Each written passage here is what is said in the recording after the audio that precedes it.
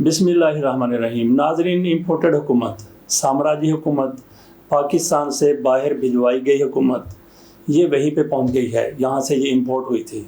शहबाज शरीफ वज़ीर-ए-आज़म हैं और अपने वज़रा को लेकर, काबीना के अहम तरीन अरकान को लेकर वो लंदन चले गए हैं। लंदन क्यों चले गए? ये क्या एक नया लंदन प्लान है? नवाज शरीफ साहब ने, जो इस पार्टी के कायद हैं, उन्होंने इन लोगों को वहाँ पे तलब किया है। आज आपके सामने पूरी सूरत हाल है कि किस तरीके से जदीद ज़राए हैं, अबलाग के ज़राए हैं। आप फ़ोन पर आप इन ज़राए के ज़रिए मीटिंग कर सकते हैं, इजलास कर सकते हैं, जो भी आप कहना चाहें, जो भी आप सुनना चाहें, बड़ी आसानी के साथ। और ये सारा कुछ सीक्रेट भी है, कर सकते हैं। लेकिन इसके बावजूद नवाज शरीफ साहब ने वहाँ बैठकर इन लोगों को, इम्पोर्टेड हुकूमत को, इन वज़रा को, वज़ीर-ए-आज़म को वहाँ पे तलब किया है। किस हैसियत में तलब किया है? नवाज शरीफ कौन है आप जानते हैं, पूरी दुनिया जानती है। थोड़ा सा हम भी बता देते हैं कि नवाज शरीफ सज़ा याफ्ता मुजरम हैं। पाकिस्तान की अदालतों ने उनको एक तो ताहयात नाअहल करार दिया है, दूसरा उनको कैद और जुर्माने की सज़ा सुनाई है। अभी तक उनकी हुकूमत आ चुकी है, उनके अपने लोग हुकूमत में हैं। वो मियां नवाज शरीफ को पाकिस्तान वापस लाना चाहते हैं और वापस ला के पाकिस्तान में उनकी सज़ाएं ख़त्म करवाना चाहते हैं।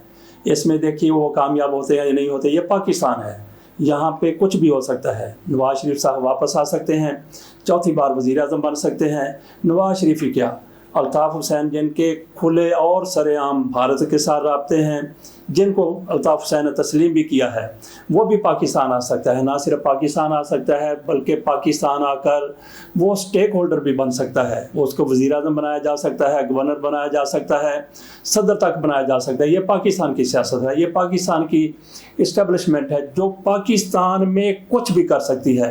तो नवाज शरीफ साहब की बात कर लेते हैं कि नवाज शरीफ साहब कल पाकिस्तान आ सकते हैं। उनको सफारती पासपोर्ट इस इम्पोर्टेड हुकूमत ने आते ही जारी कर दिया था, जिसका इनको इख्तियार ही नहीं है।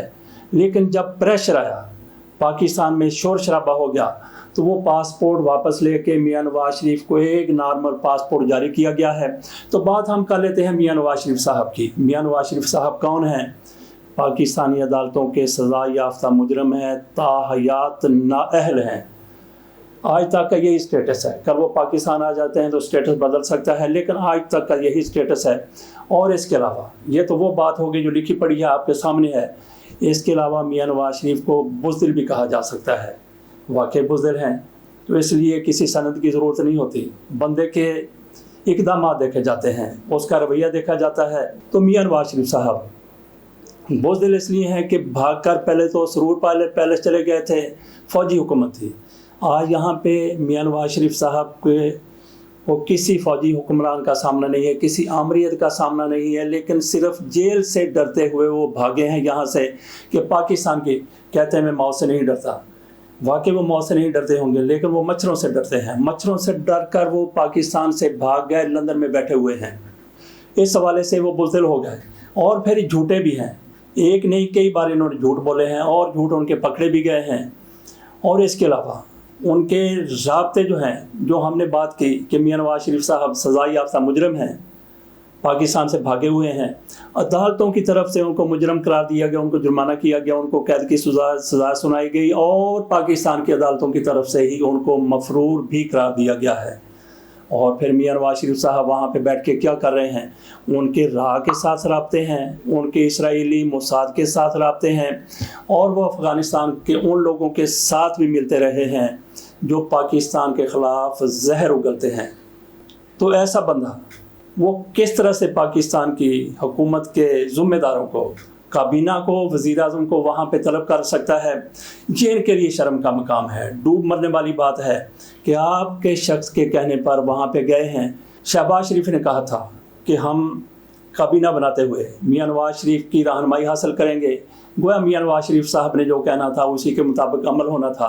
बिलावल भुट्टो जरदारी ने वज़ीर ख़ारजा बनना था, वो लंदन गए, मियां नवाज शरीफ से मंजूरी ली तो उनके उसके बाद वो पाकिस्तान आकर वज़ीर ख़ारजा बने। इसी तरीके से शहबाज शरीफ ने कहा था कि हम काबीना बनाते हुए मियां नवाज शरीफ से रहनुमाई लेंगे, तो मियां नवाज शरीफ की तरफ से जो कुछ कहा गया ये हुकूमत कह रही है, ये हुकूमत कर रही है, उनका कहा मान रही है। आज यहाँ पे जो कुछ पाकिस्तान में हो रहा है मियां नवाज शरीफ की डिक्टेशन के मुताबिक, मियां नवाज शरीफ के कहने के मुताबिक हो रहा है, लेकिन ये सरेआम नहीं हो रहा।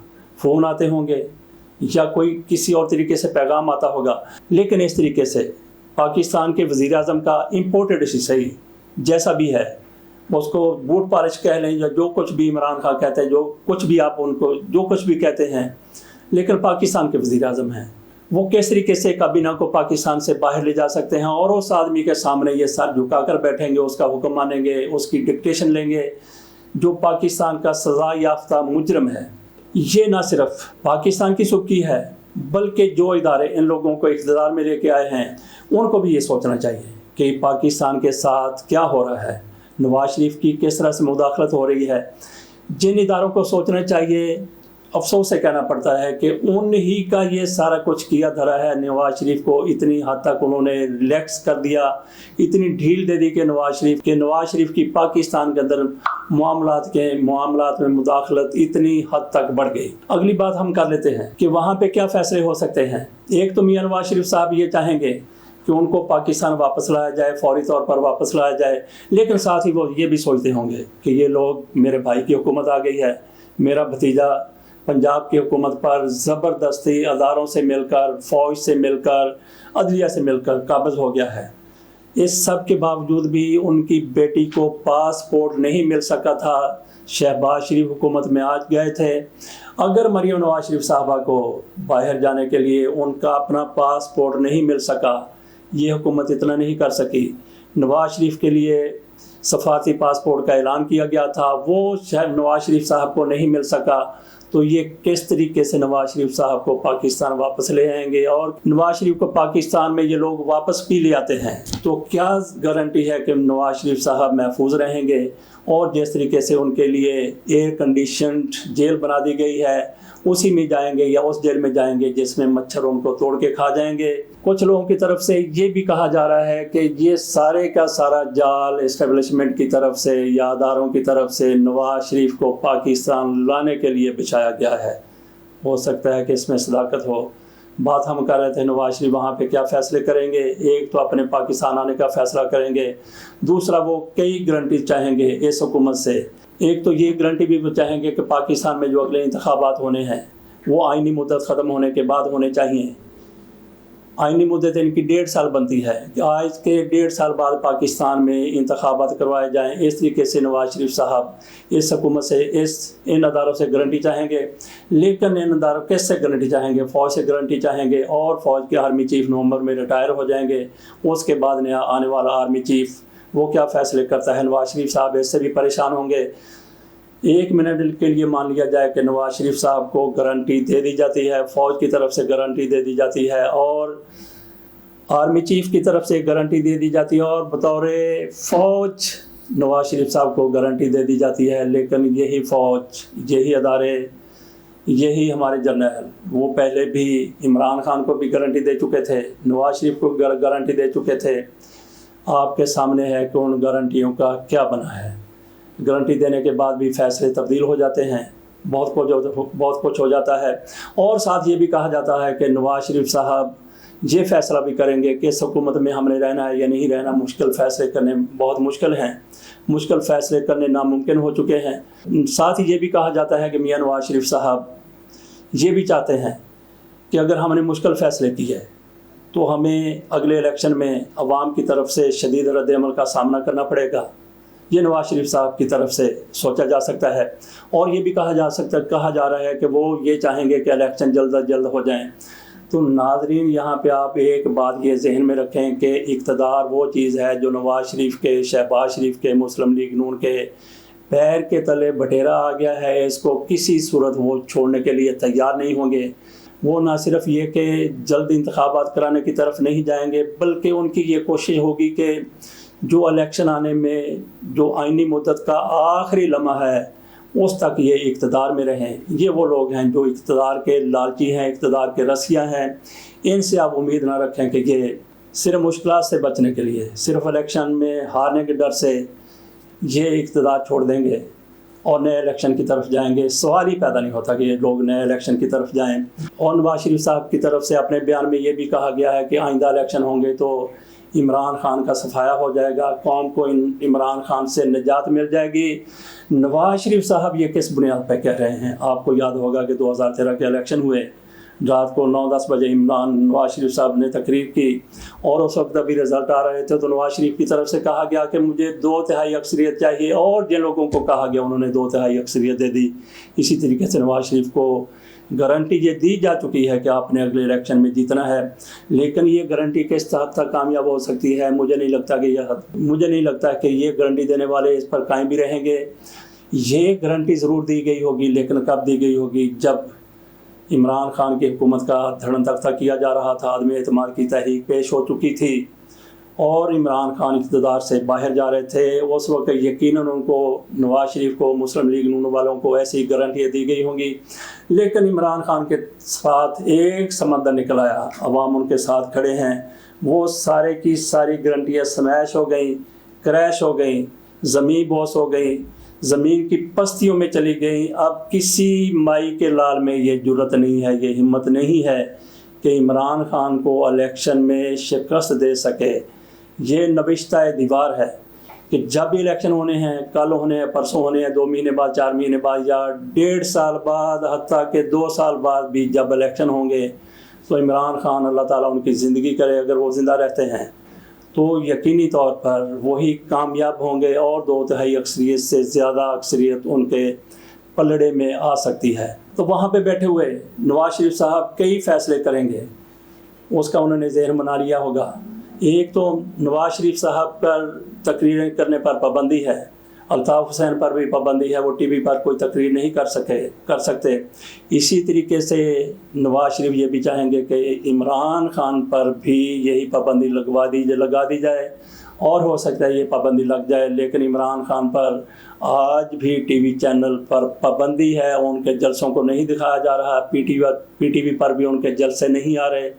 इसके बावजूद इमरान खान का जलसा, उसमें लाखों लोग जाते हैं और करोड़ों लोग उनका जलसा सुनते हैं, देखते हैं। सोशल मीडिया आज बहुत फैल चुका है, सोशल मीडिया के ज़रिए सारा कुछ सुना भी जा सकता है। तो नवाज शरीफ और भी फैसले करेंगे। वो इमरान खान को सियासत से आउट करने के साथ साथ ज़िंदगी से भी आउट करने की कोशिश कर सकते हैं, साजिश कर सकते हैं। ये मक्कार लोग हैं, मकरूह लोग हैं, किसी भी हद तक ये लोग जा सकते हैं। और नवाज शरीफ और शहबाज शरीफ साहब, आपको पता है कि वो पुलिस मुकाबलों के एक्सपर्ट रहे हैं और राना सनाउल्लाह सानहा मॉडल टाउन जैसे सानहात करने में मलका रखते हैं। 22 लोगों के कत्ल का इल्ज़ाम किसी और की तरफ से नहीं, मुस्लिम लीग नून के अहम लोगों की तरफ से और उस बंदे की तरफ से जो राना सनाउल्लाह के साथ काबीना में शामिल था। राना सनाउल्लाह सूबाई काबीना में थे, आबद शेर अली वो मरकज़ी काबीना में थे, उनकी तरफ से ये इल्ज़ाम लगाया गया था। और उनके अब्बे ने, शेर अली साहब ने ये कहा है कि इस बंदे ने 18 कत्ल नहीं किए, 22 कत्ल किए हैं। और साना मॉडल टाउन आपके सामने है, वहाँ पे बच्चों को, ख़वातीन को किस तरीके से जुल्म का निशाना बनाया गया था। 14 लोग मौका पर शहीद हो गए थे, 100 से ज़्यादा ज़ख्मी हुए थे और पर्चे भी इनके ख़िलाफ़ काट दिए गए थे। आज तो राना सनाउल्लाह पूरी ताकत में हैं, पूरी क़ुव्वत में हैं। तो नवाज शरीफ, शहबाज शरीफ से जो पुलिस मुकाबलों में एक्सपर्ट हैं, राना सनाउल्लाह साना मॉडल टाउन जैसे सानात करने में मलका रखते हैं, तजर्बा रखते हैं, इनकी खिदमात ऐसे ही मकरूह कामों के लिए, करीह कामों के लिए हासिल की जा सकती हैं या इनको उस पर तैनात किया जा सकता है। तो बाकी हम बात कर लेते हैं कि शहबाज शरीफ जिस तरीके से ये इम्पोर्टेड भी हैं और इसके साथ ये चोर भी हैं, जैसा कि इमरान खान कहता है, पूरी दुनिया कहती है, इमरान खान के हामी कहते हैं, चोर भी हैं और चोर के साथ साथ चतर भी हैं। चोर नाले चतर, चोर मचाए शोर, ये सारा कुछ इनके ऊपर मुस्तहक आता है। उसकी एक सबसे बड़ी मिसाल आपने देखा होगा इमरान खान बार बार ये कह रहे हैं कि अमेरिका ने पाकिस्तान में रजीम चेंज करवाई है और पाकिस्तान के अंदर मीर जाफरों ने उसका साथ दिया है, मीर सादकों ने उसका साथ दिया है। उन्होंने ये भी कहा कि मीर जाफ़र सिराजुद्दौला का कमांडर इन चीफ था। एक लफ्ज़ को लेकर, उनके इमरान खान के एक फ़िक्रे को लेकर शहबाज शरीफ ने उधम मचा दिया। ये पाक फ़ौज की बात की गई है, जनरल बाजवा की बात की गई है, और इनकी जो कड़नानी टाइप इनकी एक वज़ीर इत्तलात व नशरियात हैं, उनकी तरफ से जो फनकारती हैं फ़ौज को, क्या कुछ नहीं कहती। मरियम नवाज शरीफ की तरफ से कल भी फ़ौज के ख़िलाफ़ अर्ज़ सराई की गई है। नवाज शरीफ ने बार बार फ़ौज को गालियाँ दी हैं। ये सारे लोग फ़ौज के बारे में, इन सारे लोगों का पूरी दुनिया का पता है कि ये किस तरीके से फ़ौज को गालियाँ देते रहे हैं, फ़ौज की किरदार कुशी करते रहे हैं, फ़ौज पर तनकीद तो बिल्कुल एक छोटी सी बात है। फ़ौज को किस तरीके से ये नाकाम बनाने की कोशिश करते रहे हैं, किस तरीके से ये पाक फ़ौज के अंदर तकसीम पैदा करने की कोशिश करते रहे हैं, और इस हवाले से इनके बयान सबके सामने हैं। और पाक फ़ौज को बुज़दिल और बेगैरत कहने वाले लोग भी इनके साथी हैं। इनकी इमाम पर ही वो सारा कुछ किया गया था।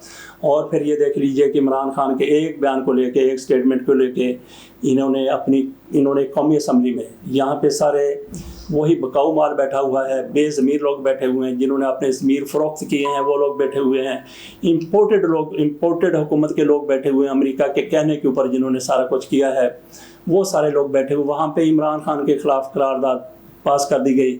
यही है कि चोर नाले चतर, चोर मचाए शोर। जो कुछ खुद किया है वो इमरान के ऊपर इन्होंने मलबा डालने की कोशिश की है। इससे आप अंदाज़ा कर लें कि ये कितने फ्रॉडिये हैं, कितने झूठे हैं, कितने मकार हैं, और किस तरीके से अपने ऊपर आने वाली बात दूसरी तरफ ट्रांसफ़र कर देते हैं। इस सारे का इमरान खान ने जिलम के जलसे में जवाब दे दिया है, और बड़ा मुदल्लल किस्म का जवाब दिया है। ये वही लोग हैं जो कल तक बात करते थे कि इमरान खान ने कश्मीर का सौदा कर लिया है, लेकिन असल सौदा इन लोगों ने किया है। इन्होंने एक ट्रेड मिनिस्टर लगा दिया है 2019 से, जब भारत की तरफ से कश्मीर का स्टेटस तब्दील किया गया। भारत ने वहाँ पे अपनी मुदाखलत बढ़ा दी। उसके बाद इमरान खान की तरफ से, इमरान खान की हुकूमत ने भारत के साथ किसी भी किस्म की ट्रेड तजारत का ख़ात्मा कर दिया था। पाकिस्तान और भारत के दरमियान किसी किस्म की ट्रेड नहीं हो रही थी। इस हुकूमत ने आकर भारत के साथ तजारत का फ़ैसला किया है और एक ट्रेड मिनिस्टर भी लगा दिया है, कमर ज़मान उसका नाम है। इससे आप अंदाज़ा कर लें कि कश्मीर का सौदा कौन कर रहा है, भारत के चरणों में, मोदी के कदमों में कौन जाके बैठ रहा है। तो नाज़रीन, आखिर में हम एक छोटी सी और बात भी कर लेते हैं। इमरान खान हर जलसे में, सवाए जो जेल में जलसा हुआ है, हर जलसे में वो यही बात करते थे कि रात के 12 बजे अदालतें खुल गईं, छुट्टी के दिन अदालतें खुल गईं। इस पर अदालतों की तरफ से बरहमी का इजहार किया जा रहा है। 2-3 रोज़ कबल अतर मिनल्ला साहब जो चीफ जस्टिस हैं इस्लामाबाद हाई कोर्ट के, उनकी तरफ से एक ऐसा फ़ैसला किया गया, ईद की छुट्टियों के दौरान फ़ैसला किया गया, जिसमें पीटीआई के लोगों को कुछ रिलीफ मिला था। मुकदमा तो उन पर दर्ज किए गए थे, उनमें शेख रशीद का नाम था, उनमें गिल का नाम था और दीगर लोगों के नाम थे। तो कोर्ट की तरफ से छुट्टी के दिन अदालत खोलकर ये फ़ैसला किया गया कि इनको गिरफ्तार ना किया जाए। पीटीआई के लोगों को रिलीफ दिया गया और ये तासर दिया गया कि अदालतें सिर्फ छुट्टी के रोज़ या रात को किसी एक पार्टी के लिए नहीं खुलती, दूसरी पार्टी के लिए भी खुल जाती हैं। लेकिन इससे बात नहीं बन सकी। इसके बाद इमरान खान ने एक बार फिर जलसे में कहा कि अदालतें आधी रात को अदालतें खुल जाती हैं उन लोगों के लिए, लेकिन हमारे मामले में ऐसा कुछ नहीं हो रहा। जो कि पंजाब में हो रहा है, जो कुछ मरकज़ में हुआ, जिस तरीके से लोगों को ख़रीदा गया, उनके ज़मीर ख़रीदे गए, तो वहाँ पे किसी किस्म का नोटिस अदालतों की तरफ से नहीं लिया गया। इमरान खान ने जेलम के जलसे से पहले एबटाबाद में जलसा हुआ था, उसमें अदालतों के खुलने की बात की, तो इस पर अतर मिनल्ला साहब बड़े बरहम हुए। उन्होंने शेख रशीद का मामला था, उन्होंने शेख रशीद से कहा कि हमें इमरान खान से पूछ कर बताया जाए कि उनको अदालतों पर एतमाद है या नहीं है। अदालतें तो आपके लिए भी खुली हैं, और सुप्रीम कोर्ट की तरफ से भी जनाब अता उमर बंदयाल की तरफ से भी ये कहा गया था कि अदालतें किसी के लिए भी खुल सकती हैं और अदालतें 24 घंटे काम करती हैं। उनकी तरफ से भी ये तासर देने की कोशिश की गई कि किसी के लिए भी अदालतें खुल सकती हैं, लेकिन ये बात बन नहीं रही। कतई तौर पे बात नहीं बन रही। अदालतें सबके लिए नहीं खुलती, अदालतें सिर्फ इन लोगों के लिए खुली हैं या कभी माजी में किसी और के लिए रात को खुली होंगी। लेकिन जवाज़ उनका जो 9 तारीख को, 9 अप्रैल को जो रात के 12 बजे अदालतें खुली थी, इस्लामाबाद हाई कोर्ट खोली गई थी, लेकिन अतर अमीन अल्लाह साहब उसमें नहीं आए थे। लेकिन टीवी चैनल पर यह खबर चली थी कि अतर अमीन अल्लाह साहब वहाँ पे आए हैं। झूठी खबर थी। अतर अमीन अल्लाह साहब वहाँ पे आए हैं, उन्होंने एक फ़ैसला किया है, उनके सामने इमरान खान का नाम ECL में डालने की दरख्वास्त दी गई है। तो उनकी तरफ से ये समाअत पीर के दिन तक मुलतवी की गई है। ये टीवी चैनल के ऊपर ख़बर चली थी, लेकिन असल ख़बर यही थी कि अतर अमीन अल्लाह साहब अदालत में नहीं आए थे। अतर अमीन अल्लाह साहब को इस खबर का नोटिस लेना चाहिए। तो बाकी सुप्रीम कोर्ट रात 12 बजे खुली थी, उसका कोई जवाब सुप्रीम कोर्ट की तरफ से नहीं दिया गया और ना ही दिया जा सकता है। नाजरीन, अदालतें ये जो रात को खुली थी, ये इसी किस्म का वाक़या था जो पाकिस्तान की अदालती तारीख़ में हमेशा लिखा जाता रहेगा। जिस तरीके से मौलवी तमीज़ुद्दीन का फ़ैसला था, जिस तरीके से जनरल ज़िया-उल-हक़ के मार्शल को जायज़ करार देने के लिए नज़रिया ज़रूरत का सहारा लिया गया था, और जिस तरीके से ज़ुल्फ़िकार अली भुट्टो को फांसी लगाने का फ़ैसला किया गया था, वो तारीख़ के औराक में हमेशा ज़िंदा रहेगा। इसी तरीके से ये फ़ैसला, ये मामला भी जो रात को 12 बजे अदालतें खुली थी, आधी रात को अदालतें खुली थी, ये भी तारीख़ में लिख दिया जाएगा। आखिर उस रात क्या होने वाला था कि रात के 12 बजे अदालतें खुल गई। ज़्यादा से ज़्यादा जो कुछ सामने आ रहा था मामला, ज़्यादा से ज़्यादा यही होता कि जो वोटिंग थी वो अगले दिन होनी थी, या जो आर्मी चीफ को सैक करने की बात हो रही थी, अगर वो सारा कुछ हो जाता, जिस तरीके से खबरें चल रही थी, सारी की सारी फेक खबरें थी, झूठी खबरें थी, अगर इनके ऊपर अमल हो जाता, सारा कुछ हो जाता, इमरान खान वो सारा कुछ कर देते जो खबरें चल रही थी, तो इमरान खान ने कहीं चले जाना था, ना पाकिस्तान ने कहीं चले जाना था। अगले दिन सारा कुछ रिवर्स हो सकता था। जिस तरीके से डिप्टी स्पीकर का फ़ैसला, उसकी रूलिंग वो रिवर्स हो गई थी। ये सारा मामला भी, कोई भी फ़ैसला इमरान खान की तरफ से कर दिया जाता, अगले रोज़ रिवर्स हो जाता। लेकिन अदालतें रात को 12 बजे खुल गई, उससे एक प्रेशर पड़ा और कई फ़ैसले जो अगले रोज़ होने थे या नहीं होने थे, वो उसी वक्त हो गए और अदालतें खामोशी से घर चली गई। तो अदालतों के पास इसका कोई जवाब नहीं बनता कि रात के 12 बजे कैसे अदालतें खुली, क्यों अदालतें खुली थी, और ये जवाब ना ही हमारी अदलिया के जो बुज़ुर्ग माहिर हैं वो दे सके हैं। इसके साथ ही इजाज़त दीजिए, ये वीडियो थोड़ी तवील हो गई है। आपका शुक्रिया, अगर आपने सारी देख ली है तो। अल्लाह हाफ़िज़।